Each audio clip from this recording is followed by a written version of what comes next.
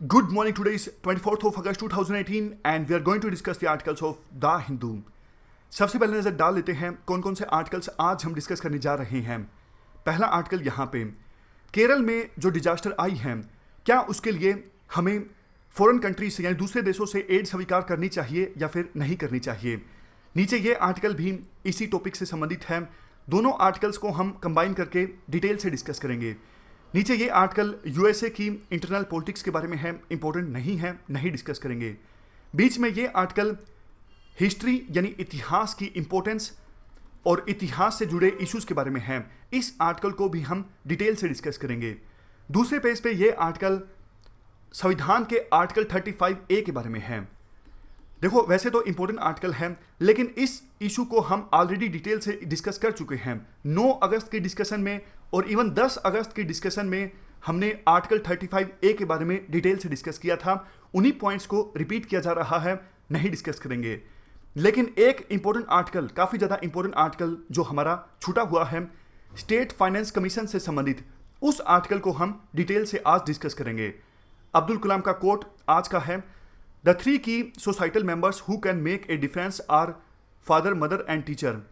देखो सोसाइटी के 3 members, father, mother और टीचर, बहुत अहम योगदान दे सकते हैं देश के निर्माण में, सोसाइटी के निर्माण में, भविष्य के निर्माण में। तो ये कोट आप इस्तेमाल कर सकते हो एथिक्स ऐसे जहां भी आपको उपयुक्त लगे। चलिए डिस्कशन स्टार्ट करते हैं। सबसे पहले इंपॉर्टेंट आर्टिकल केरल फ्लड से संबंधित फॉरेन एड के बारे में है।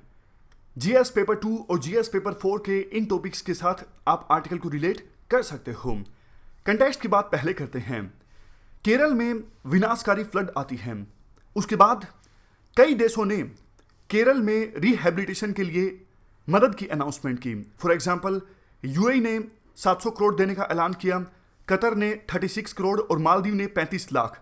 और भी बहुत सारे देश हैं जिन्होंने केरल फ्लड के रिहेबिलिटेशन के लिए मदद का ऐलान किया है। इनमें से देखो यूएई की जो मदद है वो सबसे इंपॉर्टेंट है, क्योंकि यूएई को बिल्ड करने में केरलाइट्स का एक बड़ा योगदान है। केरल के बहुत से लोग काम करते हैं यूएई में और यूएई को यूएई बनाते हैं। इस वजह से यूएई इस दुख की घड़ी में केरलाइट्स के साथ खड़ा दिखना चाहता है और उन्होंने 700 करोड़ देने का ऐलान किया है। वैसे इंडिया यूएन और दूसरी इंटरनेशनल ह्यूमैनिटेरियन एजेंसीज के पास जा सकता है और कह सकता है कि आप हमें मदद दीजिए ताकि हम केरल में आई डिजास्टर से निपट सकें। लेकिन आप ध्यान से सुनिएगा, देखो 2004 में जब सुनामी लहरें आई थी और सुनामी लहरों की वजह से बहुत ज़्यादा तबाही मची थी, तो उस समय सेंट्रल गवर्नमेंट के द्वारा यह डिसाइड किया गया था कि हम दूसरे देशों से सीधी मदद स्वीकार नहीं करेंगे, हम खुद से ही यानी डोमेस्टिक एफर्ट्स की सहायता से ही डिजास्टर से निपटेंगे। 2004 में ये रूल या फिर ये कन्वेंशन आप कह सकते हो बना था और उसके बाद से ही लगातार यही कन्वेंशन चला आ रहा है। इसी कन्वेंशन, इसी रूल के आधार पर सेंट्रल गवर्नमेंट ने अब केरल फ्लड रिहेबिलिटेशन के लिए दूसरे देशों की मदद को अस्वीकार कर दिया। उन्होंने पोलाइटली बोला, विनम्रता से बोला कि आप मदद देना चाहते हो, अच्छी बात है, लेकिन हम इस मदद को स्वीकार नहीं कर सकते। हालांकि देखो एक पॉइंट आपको मैं बताना चाहता हूं, सरकार के कुछ सोर्सेज कहते हैं कि अभी हमारी तरफ से कोई कॉन्क्रीट फैसला नहीं लिया गया है कि हम दूसरे देशों से मदद स्वीकार कर रहे हैं या फिर नहीं कर रहे हैं। इनडायरेक्टली वैसे मिनिस्ट्री ऑफ एक्सटर्नल अफेयर्स के स्पोक्स पर्सन रवीश कुमार के द्वारा बोला गया कि पीआईओ, एनआरआई, इंटरनेशनल फाउंडेशंस पैसा भेज सकते हैं एनडीआरएफ में या फिर एसडीआरएफ में। तो इनडायरेक्टली उन्होंने कहा कि हम दूसरे देशों से मदद स्वीकार फिलहाल नहीं कर रहे हैं। और ज़्यादा क्लैरिटी आएगी इस इशू को लेके आज और कल। अभी मांग ये की जा रही है केरल के द्वारा सेंट्रल गवर्नमेंट से, अगर कोई दूसरा देश खास करके यूएई मदद देता है तो आप उस मदद के लिए मना मत कीजिए, उस मदद को स्वीकार कर लीजिए। तो अब हम डिस्कस करेंगे दोनों तरफ के आर्गुमेंट्स। क्या इंडिया को दूसरे देशों से मदद स्वीकार करनी चाहिए या फिर नहीं करनी चाहिए। पहले हम डिस्कस करेंगे कि क्यों इंडिया को दूसरे देशों से मदद स्वीकार नहीं करनी चाहिए। देखो सबसे पहला आर्गुमेंट जो दिया जाता है मदद स्वीकार करने के खिलाफ वो है सुपर पावर स्टेटस। एक तरफ तो हम सुपर पावर बनने का ख्वाब संजोते हैं, हम पावरफुल कंट्री बनने की बात कहते हैं, हम ये भी कहते हैं कि हमारे देश की जो अर्थव्यवस्था है बहुत तेजी से आगे बढ़ रही है। क्या हम अभी फिलहाल अपने दम पर बिना किसी दूसरे देश की मदद लिए एक प्राकृतिक आपदा से नहीं निपट सकते? क्या संदेश जाएगा दुनिया में? किस मुंह से हम यूनाइटेड नेशंस सिक्योरिटी काउंसिल में परमानेंट सीट की मांग करेंगे? दूसरे देश तो बोलेंगे ना, आप अपने दम पे एक डिजास्टर से नहीं निपट सकते, आप यूनाइटेड नेशंस सिक्योरिटी काउंसिल में परमानेंट सीट लेके क्या करोगे? तो ये पहला आर्ग्यूमेंट है। दूसरा आर्ग्यूमेंट है नेशनल सिक्योरिटी। काफी बार देखो ऐसा भी देखने को मिलता है, मदद के लिए दूसरे देशों से टीम आती है और उसमें दूसरे देशों के जासूस यानी स्पाई भी आ जाते हैं। वो इंपॉर्टेंट इंफॉर्मेशन कलेक्ट करते हैं, सिस्टम को मैनिपुलेट करते हैं, इससे हमारे देश की नेशनल सिक्योरिटी कॉम्प्रोमाइज हो जाती है। क्या आप ये सब होने देंगे? बिल्कुल नहीं, यकीनन नहीं। तो ये दूसरा आर्गुमेंट है, नेशनल सिक्योरिटी कॉम्प्रोमाइज होती है। तीसरा आर्गुमेंट जो दिया जाता है फॉरेन एड को स्वीकार करने के खिलाफ, वो है मोरल ऑफ वर्कर्स। अगर देखो आप यूएन से मदद मांगते हो, यूएन के बड़े अधिकारी आएंगे केरल में, उन यूएन के बड़े अधिकारियों के जो सैलरी पैकेज होते हैं बहुत ज़्यादा हाई होते हैं। मतलब यूएन के उन अधिकारियों की सैलरी बहुत ज़्यादा होती है। एक तरफ यूएन के वो अधिकारी और दूसरी तरफ हमारे देश के वो रिलीफ वर्कर्स जो निस्वार्थ भावना से पूरी डेडिकेशन के साथ, समर्पण के साथ रिहेबिलिटेशन के काम में लगे होते हैं। उन्हें ये महसूस होता है कि देखो हम बिना पैसा लिए यहाँ पर दिन रात रिहेबिलिटेशन के काम में लगे हुए हैं, लेकिन हमें कोई नहीं पूछता। यूएन के बड़े अधिकारी आते हैं तो उनकी सिक्योरिटी में, उनकी आवभगत में सरकार का पूरा अमला लगा हुआ है, तो उनका मोरल डाउन होता है। ये तीसरा आर्गुमेंट है। उसके बाद चौथा आर्गुमेंट, गवर्नमेंट की पॉलिसी, गवर्नमेंट का रूल। देखो सरकार, देश रूल्स पे चलता है, कन्वेंशन पे चलता है। फॉरेन कंट्रीज से हेल्प ना लेने का जो रूल है, कन्वेंशन है, वो आज का नहीं है, बहुत पुराना है। सरकार मुश्किल की घड़ी में अपने इस रूल से, कन्वेंशन से पीछे नहीं हट सकती। इससे तो ये संदेश जाएगा कि सरकार बहुत ज़्यादा कमज़ोर है। ये चौथा आर्गुमेंट है। बात करते हैं लास्ट आर्गुमेंट की, प्राइड। देखो पिछले कुछ सालों में एक बात तो आपको माननी पड़ेगी कि इंडिया का जो वर्चस्व है वर्ल्ड पॉलिटिक्स में काफ़ी ज़्यादा बड़ा है। देश के लोगों में एक कॉन्फिडेंस भी डेवलप होने लगा है। अगर हम इस मुश्किल की घड़ी में कमज़ोर दिखते हैं तो फिर से हमारे अंदर एक इंफीरिटी कॉम्प्लेक्स आएगा, हमारी प्राइड हर्ट होगी और ये हम अफोर्ड नहीं कर सकते। तो ये 5 आर्गुमेंट्स दिए जा सकते हैं, हमें दूसरे देशों से मदद नहीं स्वीकार करनी चाहिए। अब हम उन आर्गुमेंट्स की बात करेंगे जो एडवोकेट करते हैं कि हमें दूसरे देशों से मदद ले लेनी चाहिए।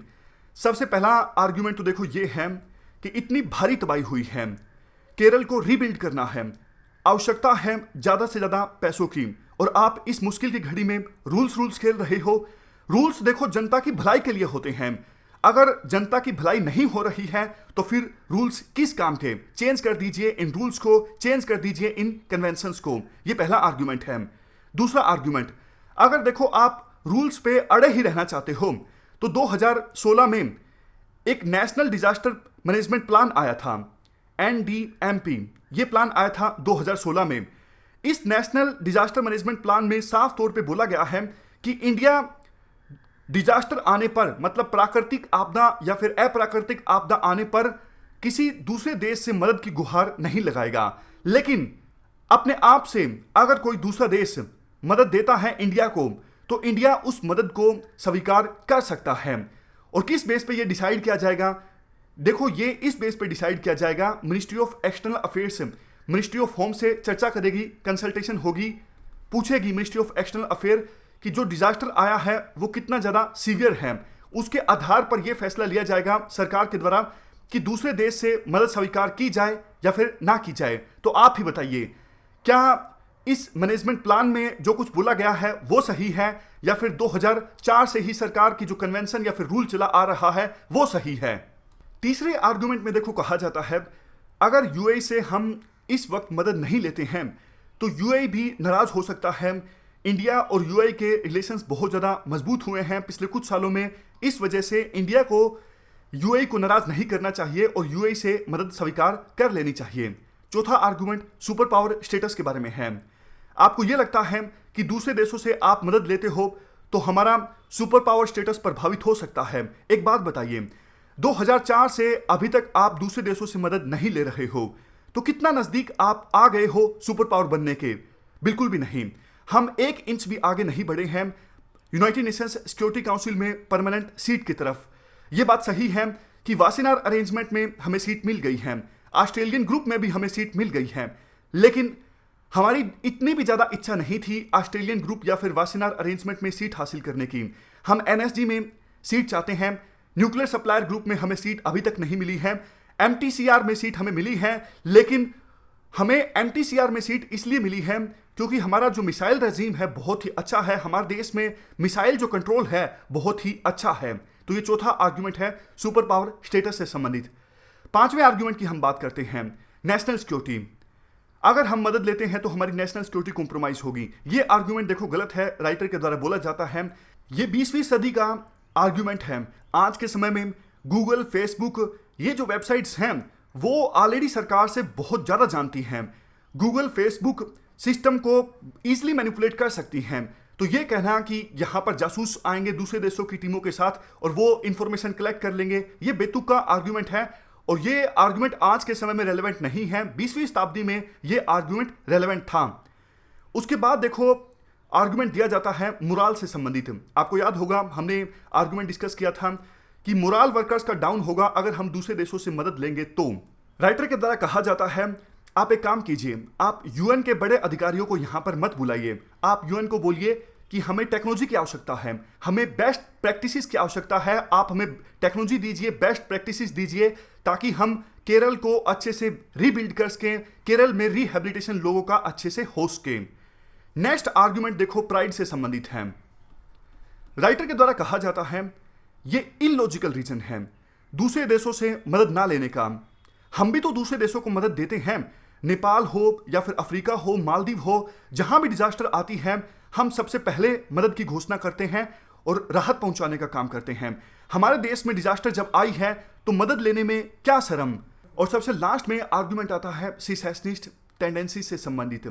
देखो केरल में कुछ लोग, हालांकि बहुत ही थोड़े, चुटकी भर लोग ये कह रहे हैं कि सेंट्रल गवर्नमेंट हमसे सौतेला व्यवहार कर रही है। सेंट्रल गवर्नमेंट से ज्यादा मदद का ऐलान तो यूएई ने किया है। तो केरल के कुछ लोग ऐसी बातें करने लगे हैं जो कि इंडिया की यूनिटी के अगेंस्ट हैं। तो इस वजह से सेंट्रल गवर्नमेंट को यह परसेप्शन बिल्कुल नहीं बनने देनी चाहिए कि केरल के साथ किसी भी प्रकार से सौतेला व्यवहार हो रहा है। तो ये हमने दोनों तरफ के आर्गुमेंट्स डिस्कस कर लिए, क्यों हमें दूसरे देशों से मदद स्वीकार करनी चाहिए और क्यों नहीं करनी चाहिए। अब कंक्लूजन की बात करते हैं। केरल में आई डिजास्टर काफ़ी सीवियर है। केरल को रीबिल्ड करना है। केरल में बहुत ज़्यादा पैसों की आवश्यकता है और वो पैसे चाहे कहीं से भी आए। सेंट्रल गवर्नमेंट को यूएई से बात करके कोई दूसरा सॉल्यूशन निकालना चाहिए ताकि मदद भी मिल सके और रूल्स कन्वेंशंस भी ना टूटे। तो ये पूरा आर्टिकल हमने डिस्कस किया केरल फ्लड से संबंधित फॉरेन एड के बारे में। वैसे आप बताइए, अगर आपको लगता है कि हमें दूसरे देशों से मदद स्वीकार करनी चाहिए तो आप इस वीडियो को लाइक कीजिएगा। अगर आपको यह लगता है कि हमें दूसरे देशों से मदद स्वीकार नहीं करनी चाहिए तो आप वीडियो को डिसलाइक कीजिएगा। चलते हैं अगले आर्टिकल की तरफ। क्वेश्चन भी देख लीजिए जो आपको अटेम्प्ट करना है। आपको मेरिट्स और डीमेरिट्स बतानी चाहिए। डिजास्टर्स के दौरान इंडिया को फॉरेन एड स्वीकार करनी चाहिए या फिर नहीं। उसके बाद आप अपना व्यू बताइए, आप क्या सोचते हो कि फॉरेन एड केरल रिहेबिलिटेशन में स्वीकार करनी चाहिए या फिर नहीं करनी चाहिए। तो ये क्वेश्चन आप अटेम्प्ट कीजिएगा। ओनली आईएएस की वेबसाइट पे आप क्वेश्चन अटेम्प्ट आज नहीं कर पाओगे क्योंकि वेबसाइट चल नहीं रही है। तो अभी थोड़ी देर में बात की जाएगी सर्वर वालों से, उसके बाद देखते हैं चल जाएगी वेबसाइट। लेकिन आप अपनी तरफ से इस क्वेश्चन को जरूर अटेम्प्ट कीजिएगा। चलते हैं आगे। अगला आर्टिकल हिस्ट्री की इंपॉर्टेंस और हिस्ट्री से जुड़े इश्यूज के बारे में है। आप इस आर्टिकल को कनेक्ट कर सकते हो जीएस पेपर 1, जीएस पेपर 4 से भी, और इवन ऐसे में भी इस आर्टिकल के पॉइंट्स को यूज किया जा सकता है। आप मुझे सबसे पहले एक क्वेश्चन का आंसर दीजिए। स्कूल में हिस्ट्री सब्जेक्ट होता ही क्यों है? कभी ना कभी आपके मन में यह क्वेश्चन जरूर उमड़ा होगा कि वो राजा जो अब मर चुके हैं उनके बारे में पढ़ के खामखा की डेट्स याद रख के क्या फायदा, कहीं काम तो आती नहीं है ये सब चीजें। अगर देखो आपके मन में ये क्वेश्चन नहीं भी उमड़ा हो तो आपके किसी दोस्त ने ये व्यूज आपके सामने जरूर रखे होंगे। आज के समय में आप सिविल सर्विसेज एस्पायरेंट हो तो इस क्वेश्चन का आंसर आसानी से दे सकते हो। हिस्ट्री देखो युवा पीढ़ी के दृष्टिकोण को एक सेप प्रोवाइड करता है। हम पढ़ते हैं इतिहास के बारे में। फॉर एग्जाम्पल हमने पढ़ा कि आज़ादी के लिए किस प्रकार से हमारे लीडर्स ने संघर्ष किया, हमें उस संघर्ष की वैल्यूज़ के बारे में पता लगता है। हमें यह भी पता लगता है कि आज़ादी कितनी मुश्किल से हमने प्राप्त की है, किन वैल्यूज़ पे प्राप्त की है, तो उन्हीं वैल्यूज़ को हम हमारे जीवन में अडॉप्ट करने पे फोकस करते हैं। हम पढ़ते हैं इतिहास के बारे में, हमें हमारा कल्चर पता लगता है, यानी इतिहास हमारे कल्चर को भी प्रभावित करता है। अगर इतिहास नहीं पता तो कल्चर के बारे में कैसा पता लगेगा, कैसे हमारे कल्चर में जो प्रैक्टिसेस हैं वो ओरिजिनेट होती हैं, कैसे हमने हमारे कल्चर की बेकार की जो प्रैक्टिसेस थी उन्हें हटा दिया। तो इनडायरेक्टली इतिहास हमें बताता है पब्लिक ईथोस के बारे में, यानी जातीय संस्कारों के बारे में, सार्वजनिक आचार के बारे में। चलो पहला इशू तो एड्रेस हो गया, वाई हिस्ट्री। अब दूसरे इशू की बात करते हैं। अगर देखो हिस्ट्री यानी इतिहास जानना इतना ही ज़्यादा ज़रूरी है तो हिस्ट्री को आज के समय में इतनी ज़्यादा इंपॉर्टेंस क्यों नहीं दी जाती स्कूल्स में? उसका आंसर ये है, आज के समय में जॉब्स पाने के लिए साइंस की ज़्यादा आवश्यकता है, इसलिए प्रायोरिटी में साइंस ऊपर और प्रायोरिटी में हिस्ट्री नीचे। बिग डेटा, आर्टिफिशियल इंटेलिजेंस की दुनिया में इतिहास अपनी जगह बना पाने में नाकाम साबित हो रहा है। ये दूसरा इशू है। तीसरे इशू की बात करते हैं। देखो हिस्ट्री की टेक्स्ट बुक्स में क्या लिखा जाए, ये डायलेमा विभिन्न देशों की सरकारें फेस करती हैं। कैसे, मैं आपको एग्जांपल की सहायता से बताता हूं। देखो इतिहास हमेशा इंटरप्रेटिव रहा है। इतिहास में कोई घटना होती है उसको लेके हर एक पर्सन के अलग अलग व्यू होते हैं। फॉर एग्जांपल यूएसए की सरकार, यूएसए ने आपको पता है बम फोड़ा था हिरोशिमा और नागासाकी में, जापान में। अब यूएसए इस घटना को अपनी टेक्स्ट बुक्स में किस प्रकार से लिखे? सबको पता है यूएसए का ये जो कदम था बहुत ज्यादा गलत था। कैसे इतिहास की टेक्स्ट बुक्स में यूएसए की अथॉरिटीज यूएसए के इस कदम को जायज ठहराएं, लेजिटिमेट ठहराएं? तो ये डायलेमा हमेशा फेस किया जाता है यूएस की अथॉरिटीज के द्वारा। आपको एक और एग्जांपल देता हूं, यूके का एग्जांपल आप ले लीजिए। यूके की जो इतिहास की टेक्स्ट बुक्स में, उन टेक्स्ट बुक्स में गांधी के बारे में क्या लिखा जाए? अगर देखो गांधी के बारे में अच्छा लिखा जाता है तो आप आंसर दीजिए, गांधी अच्छे थे तो क्यों आपने गांधी को इतना ज्यादा तंग किया? क्यों इतने सालों तक गांधी को आपने जेल के अंदर बंद करके रखा? क्यों गांधी की बात आपने स्वीकार नहीं की? तो ये डायलेमा हमेशा फेस किया जाता है यूके की अथॉरिटीज के द्वारा भी। हम भी काफी सारे डायलेमास फेस करते हैं। तो ये तीसरा इशू है कि हिस्ट्री के टेक्स्ट बुक्स में क्या कुछ लिखा जाए, कैसे यूथ के सामने इतिहास की सही पिक्चर लाई जाए। अब चौथे इशू की बात करते हैं। कई बार देखो पॉलिटिकल पार्टीज अपने हिसाब से टेक्स्ट बुक्स में कंटेंट डलवाती हैं। इसका रीजन ये है कि बच्चे तो देखो गिली मिट्टी के समान होते हैं। अगर छोटी क्लासेस में ही उनको ऐसी टेक्स्ट बुक्स पढ़ने को दी जाएं जिनमें राइट विंग की बातें हैं या फिर लेफ्ट विंग की बातें हैं, तो आगे जाके उनको लगने लगता है कि जो छोटी क्लासेस में पढ़ा था वही सही है। अगर राइट विंग की बातें हैं छोटी क्लासेस की टेक्स्ट बुक्स में, तो आगे जाके फ्यूचर में उन्हें लगता है कि जो बचपन में पढ़ा था वही सही है। अगर लेफ्ट विंग की बातें हैं टेक्स्ट बुक्स में, तो आगे चल के उनका जो रुझान होता है वो लेफ्ट आइडियोलॉजी की तरफ ज़्यादा होता है। तो पॉलिटिकल लीडर्स ये चाहते हैं कि टेक्स्ट बुक्स में ऐसी बातें डलवाई जाएं ताकि वो बातें पढ़ के जब बच्चे बड़े हों तो उनको आसानी से मोबिलाइज किया जा सके अपनी आइडियोलॉजी की तरफ। नेक्स्ट, पांचवें इशू की बात करते हैं। कुछ लोग देखो कहते हैं कि हिस्ट्री की जो टेक्स्ट बुक्स हैं वो बोरिंग होती हैं। राइटर के अनुसार देखो ये सिलेबस पे डिपेंड करता है। अगर आप सिलेबस सिर्फ सिलेक्टिव देते हो राइटर्स को और फिर बोलते हो कि अच्छी टेक्स्ट बुक बनाइए, ये पॉसिबल नहीं होता। आप सिलेबस पूरा दीजिए। सिलेबस आप पूरा दोगे तो राइटर्स अच्छी टेक्स्ट बुक्स बना सकते हैं, इंटरेस्टिंग टेक्स्ट बुक्स बना सकते हैं। सबसे लास्ट में इशू आता है क्यूरोसिटी का। ये इशू पिछले इशू से मिलता जुलता ही है। बच्चों की क्यूरोसिटी देखो इतिहास में कई बार इसलिए भी नहीं बन पाती क्योंकि टेक्स्ट बुक्स इस प्रकार से बनाई जाती हैं जैसे बच्चों की तरफ डेटा फेंक सा दिया है। डेट याद करने के लिए बोल दिया गया है, राजाओं के नाम याद करने के लिए बोल दिया गया है, बैटल्स के नाम याद करने के लिए बोल दिया गया है, और क्वेश्चंस भी इवन उसी प्रकार से पूछे जाते हैं। तो इसलिए बच्चों की जो क्यूरियोसिटी है वो नहीं बन पाती इतिहास में। ये गलत अप्रोच है। आप उनके सामने डिफरेंट वर्जन्स रखिए। आप उन्हें बताइए कि कोई पर्टिकुलर घटना हुई थी, उसके बारे में रामलाल का क्या व्यू है, श्यामलाल का क्या व्यू है, सुरेश क्या सोचता है। ये सब बातें आप उनके सामने रखिए एविडेंस के साथ, और बच्चों को प्रेरित किया जाए। आप और ज़्यादा रिसर्च कीजिए, आप अपना एक खुद का नैरेटिव तैयार कीजिए, तब जाके बच्चों के अंदर एक क्यूरियोसिटी आएगी इतिहास के बारे में जानने की। और देखो 2005 की एनसीईआरटी की बुक्स तैयार करते वक्त इन सब बातों को ध्यान में रखा गया है। इसी वजह से सरकार तो चेंज हुई लेकिन एनसीईआरटी की बुक्स को चेंज नहीं किया गया है, क्योंकि 2005 में तैयार की गई एनसीईआरटी की बुक्स काफी ज्यादा अच्छी हैं। वो किसी एक पर्टिकुलर राइटर के द्वारा तैयार नहीं की गई है। हर एक जो बुक है वो ग्रुप ऑफ राइटर्स के द्वारा तैयार की गई है। काफी डायलॉग के बाद, काफी कंसल्टेशन के बाद कोशिश की गई है कि बच्चों का इंटरेस्ट जगाया जाए पढ़ने में। तो इस प्रकार से हमने इतिहास से जुड़े 6 इश्यूज पे बात की। कंक्लूजन में यह बोला जाता है, आज के समय में स्कूल पर बहुत ज़्यादा प्रेशर होता है, चाहे गवर्नमेंट स्कूल हो या फिर प्राइवेट स्कूल हो।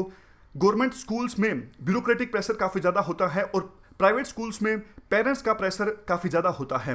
पेरेंट्स को चाहिए कि किसी ना किसी तरह से हमारा जो बच्चा है वो कंपटीशन में आगे रहे, और इसी वजह से जैसा हमने शुरुआत में डिस्कस किया था, फिजिक्स, केमिस्ट्री, मैथ पर ज़्यादा फोकस किया जाता है।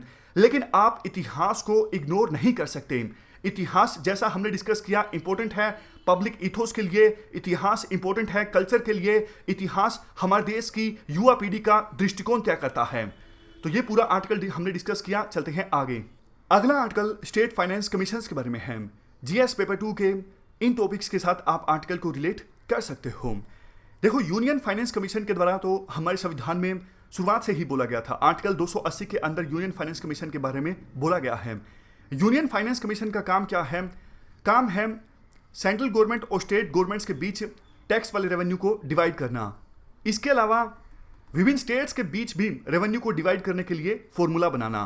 तो ये मेन काम है यूनियन फाइनेंस कमीशन का। लेकिन शुरुआत से ही स्टेट फाइनेंस कमीशन के बारे में कुछ भी हमारे संविधान में नहीं बोला गया था। 74 अमेंडमेंट आई 1993 में। उन अमेंडमेंट्स में बोला गया कि देखो, जब ये कॉन्स्टिट्यूशनल अमेंडमेंट होती है उसके 1 साल के अंदर अंदर विभिन्न स्टेट्स में स्टेट फाइनेंस कमीशन का गठन किया जाएगा।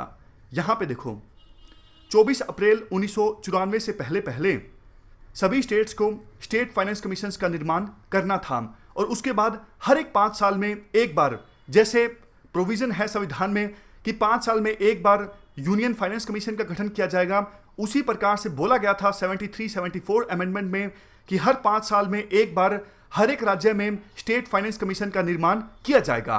और काम क्या होगा स्टेट फाइनेंस कमीशन का? देखो, जैसे यूनियन फाइनेंस कमीशन का काम है सेंट्रल गवर्नमेंट और स्टेट गवर्नमेंट्स के बीच रेवेन्यू डिवाइड करना, और उसके बाद विभिन्न स्टेट्स के बीच भी रेवेन्यू डिवाइड करने के लिए फॉर्मूला बनाना, उसी प्रकार से स्टेट फाइनेंस कमीशन का काम होगा किसी स्टेट में। फॉर एग्जांपल, हरियाणा का स्टेट फाइनेंस कमीशन है। इस फाइनेंस कमीशन का काम होगा स्टेट गवर्नमेंट के बीच और पंचायत के बीच रेवेन्यू को डिवाइड करना। उसी प्रकार से स्टेट्स के बीच और शहरों में म्यूनिसिपैलिटीज के बीच रेवेन्यू को डिवाइड करना। स्टेट फाइनेंस कमीशन ये भी बताएगा कि कौन सा टैक्स पंचायत को असाइन किया जा सकता है या फिर कौन सा टैक्स म्यूनिसिपैलिटीज को असाइन किया जा सकता है। स्टेट फाइनेंस कमीशन बताएगा ये भी कि स्टेट गवर्नमेंट के द्वारा ग्रांट इन एड दी जा सकती है पंचायत को और इवन म्यूनिसिपैलिटीज को। इवन और भी कोई चीज बताई जा सकती है, और भी कोई रिकमेंडेशन दी जा सकती है स्टेट फाइनेंस कमीशन के द्वारा, ताकि पंचायत और म्यूनिसिपैलिटीज को और ज्यादा फाइनेंशियली ऑटोनोमस बनाया जा सके। तो ये सब हमने काम डिस्कस किए स्टेट फाइनेंस कमीशन के। लेकिन अब आप ध्यान से सुनिएगा, 1994 से पहले पहले 24 अप्रैल 1994 से पहले पहले सभी स्टेट्स को अपने अपने राज्य में स्टेट फाइनेंस कमीशन का गठन करना था, और उसके बाद हर एक 5 साल में एक बार। तो कितने साल हो गए? 1994 से अभी तक कितने हो गए? 6 प्लस में 18, ऑलमोस्ट 24 साल हो गए हैं। तो अभी तक तो विभिन्न राज्यों में 5वां फाइनेंस कमीशन का गठन हो जाना चाहिए था, लेकिन कुछ ही राज्य हैं, फॉर एग्जाम्पल हिमाचल प्रदेश, असम, तमिलनाडु, केरल, सिर्फ ये राज्य ऐसे हैं जहां पर 5वें स्टेट फाइनेंस कमीशन का गठन हुआ है। इसके अलावा बहुत से राज्य तो देखो ऐसे भी हैं जहां पे 3rd स्टेट फाइनेंस कमीशन का गठन भी नहीं हुआ है। तो क्या संविधान में जो प्रोविजन है उसको आप सिर्फ अपनी सुविधा के अनुसार फॉलो करेंगे? क्या आप इस प्रकार से संविधान के प्रोविजंस की अवहेलना कर सकते हो? अगर नहीं कर सकते तो क्यों स्टेट में संविधान के प्रोविजंस को डिसरिस्पेक्ट किया जा रहा है? तो ये पहला इशू है स्टेट फाइनेंस कमीशन से संबंधित, कि समय समय पे स्टेट फाइनेंस कमीशन का गठन नहीं किया जा रहा है विभिन्न राज्यों के द्वारा। दूसरे इशू की बात करते हैं। अगर देखो स्टेट फाइनेंस कमीशन का गठन किया भी जाता है तो बहुत सारे राज्यों में यह देखने को मिलता है कि सिर्फ रिटायर्ड ब्यूरोक्रेट्स को शामिल कर लिया जाता है स्टेट फाइनेंस कमीशन में, और एकेडमिक्स को जगह नहीं दी जाती है। जबकि यूनियन फाइनेंस कमीशन का गठन करते वक्त कंपोजिशन पे बहुत ज़्यादा फोकस किया जाता है, एकेडमिक्स को शामिल किया जाता है यूनियन फाइनेंस कमीशन में, लेकिन राज्य स्टेट फाइनेंस कमीशन का गठन करते वक्त इन बातों को ख्याल में नहीं रखते, मतलब अच्छे से स्टेट फाइनेंस कमीशन का गठन नहीं किया जाता है। नेक्स्ट, तीसरे इशू की बात करते हैं। कुछ लोग ये बोलते हैं कि देखो, 2 दर्जा जो स्टेटस हमारे संविधान में यूनियन फाइनेंस कमीशन को दिया गया है, वो constitutional status state finance commission को हमारे संविधान में नहीं दिया गया है। लेकिन राइटर के अनुसार ये आर्गुमेंट पूरी तरह से गलत है। यूनियन फाइनेंस कमीशन को मेंशन किया गया है हमारे संविधान में आर्टिकल 280 में। ठीक उसी प्रकार से स्टेट फाइनेंस कमीशन की पावर्स, स्टेट फाइनेंस कमीशन के बारे में बताया गया है हमारे संविधान में आर्टिकल 243I और आर्टिकल 243Y में। जो दर्जा संविधान में स्टेट गवर्नमेंट्स को प्राप्त है, वही दर्जा संविधान में लोकल गवर्नमेंट्स को भी प्राप्त है। लेकिन यूनियन फाइनेंस कमीशन की रिकमेंडेशंस को, यूनियन फाइनेंस कमीशन को तो सीरियस लिया जाता है और स्टेट फाइनेंस कमीशन को सीरियस नहीं लिया जाता। इसलिए ये आर्गुमेंट पूरी तरह से गलत है कि स्टेट फाइनेंस कमीशन का जो स्टेटस है हमारे संविधान में इंफीरियर है और यूनियन फाइनेंस कमीशन का जो स्टेटस है हमारे संविधान में वो सुपीरियर है। नेक्स्ट, चौथे इशू की बात करते हैं। कुछ एक्सपर्ट्स का ये भी बोलना है कि देखो, यूनियन फाइनेंस कमीशन का काम आसान है। पहले सेंट्रल गवर्नमेंट और स्टेट गवर्नमेंट्स के बीच रेवेन्यू डिवाइड करना, उसके बाद विभिन्न स्टेट गवर्नमेंट्स के बीच रेवेन्यू डिवाइड करना, और स्टेट हमारे देश में कितने हैं? 29। लेकिन पंचायत के बीच रेवेन्यू को डिवाइड करना बहुत ज़्यादा मुश्किल है। इसलिए स्टेट फाइनेंस कमीशन का काम आसान नहीं है, बहुत ज़्यादा कॉम्प्लेक्स काम है। इसी वजह से स्टेट फाइनेंस कमीशन अपना काम सही तरीके से नहीं कर पाता। राइटर के द्वारा बोला जाता है गलत आर्ग्यूमेंट। क्यों? सरकार या फिर स्टेट फाइनेंस कमीशन एक गोल्डन रूल अपना सकती है कि हमारे देश में हर एक नागरिक को बेसिक एमिनिटीज, बेसिक फैसिलिटीज मिलनी चाहिए। अगर इस गोल्डन रूल को ध्यान में रखते हुए पॉलिसीज बनाई जाती हैं, रेवेन्यू को डिवाइड किया जाता है स्टेट गवर्नमेंट्स और पंचायत के बीच या फिर स्टेट गवर्नमेंट और म्यूनिसिपैलिटीज के बीच, तो पॉलिसीज बनाना बहुत ज़्यादा आसान है। नेक्स्ट, 5वें इशू की बात करते हैं। देखो, यूनियन फाइनेंस कमीशन को अपनी रिकमेंडेशंस देते वक्त डेटा की प्रॉब्लम नहीं आती, क्योंकि यूनियन का फाइनेंशियल सिस्टम और स्टेट का फाइनेंशियल सिस्टम के बारे में जो डेटा है वो पब्लिक डोमेन में है और सब कुछ सिस्टमेटिक ढंग से होता है। लेकिन पंचायत लेवल पे या फिर म्यूनिसिपैलिटी लेवल पे सब कुछ सिस्टमेटिक ढंग से नहीं होता है। पंचायत का जो बजटरी सिस्टम है बहुत ज़्यादा डिसएरे में होता है, मतलब सिस्टमेटिक ढंग से कुछ नहीं होता है। इस वजह से भी स्टेट फाइनेंस कमीशंस को काफ़ी बड़ी प्रॉब्लम्स का सामना करना पड़ता है। रिलायबल डेटा के अभाव में वो अपनी रिकमेंडेशंस ठीक से नहीं दे पाते। राइटर का कहना है ये इशू बिल्कुल ठीक है और इसको एड्रेस करने के लिए सरकार को काम करना होगा। छठे इशू की बात करते हैं। देखो, 73rd और 74th अमेंडमेंट में स्टेट फाइनेंस कमीशंस को बहुत इंपॉर्टेंट रिस्पॉन्सिबिलिटीज दी गई हैं जिन्हें इग्नोर नहीं किया जा सकता।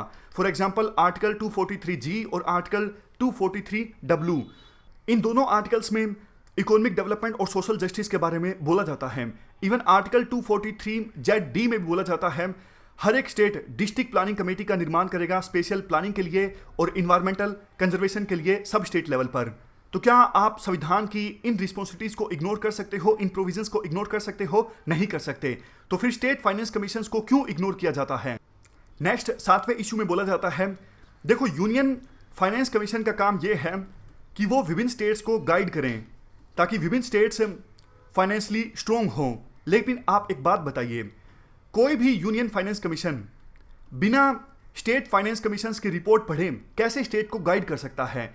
अगर देखो, यूनियन फाइनेंस कमीशन के द्वारा किसी स्टेट को अच्छे से गाइड करना होगा तो यूनियन फाइनेंस कमीशन बोलेगा स्टेट को, पहले आप अपनी स्टेट फाइनेंस कमीशन की रिपोर्ट लेके आइए, उसके आधार पर हम आपको बताएंगे कैसे आप और ज़्यादा फाइनेंशियली स्ट्रोंग हो सकते हो। लेकिन स्टेट फाइनेंस कमीशन की रिपोर्ट्स को तैयार नहीं किया जाता अच्छे से, तो अच्छे से कैसे गाइड किया जा सकता है यूनियन फाइनेंस कमीशन के द्वारा विभिन्न स्टेट्स को बिना स्टेट फाइनेंस कमीशन की रिपोर्ट्स के? लास्ट में कंक्लूजन में यह बोला जाता है कि देखो, स्टेट फाइनेंस कमीशन को काम करने के लिए एक सूटेबल इन्वायरमेंट प्रोवाइड नहीं किया गया है। ये ना तो गुड गवर्नेंस के लिए अच्छी बात है, ये संविधान की वैल्यूज के अगेंस्ट है, ये हमारे देश के कोऑपरेटिव फेडरलिज्म के मॉडल के अगेंस्ट है और ये डिसेंट्रलाइजेशन के भी अगेंस्ट है जो कि डेमोक्रेसी का एक कोर है। तो इसलिए आवश्यकता यह है कि अब हमारे देश के पॉलिसी मेकर्स अपनी गलती को सुधारें और स्टेट फाइनेंस कमीशन से अपना काम अच्छे से कर सकें, पंचायत से एम्पावर हों, पंचायत से ग्रास रूट लेवल पे अच्छे से काम कर सकें, इसके लिए प्रोविजंस करने होंगे। तो ये पूरा आर्टिकल हमने डिस्कस किया स्टेट फाइनेंस कमीशन के बारे में। ये थी हमारी आज की डिस्कशन। आज हमने 3 इश्यूज पे फोकस किया। सबसे पहले हमने डिस्कस किया कि केरल के लिए क्या हमें दूसरे कंट्री से एड स्वीकार करनी चाहिए या फिर नहीं करनी चाहिए। दूसरे नंबर पे हमने इतिहास की इंपॉर्टेंस और इतिहास से जुड़े इश्यूज के बारे में बात की। और तीसरे नंबर पे हमने स्टेट फाइनेंस कमीशन से संबंधित आर्टिकल को काफ़ी ज़्यादा डिटेल से डिस्कस किया। तो thank you very much for discussion.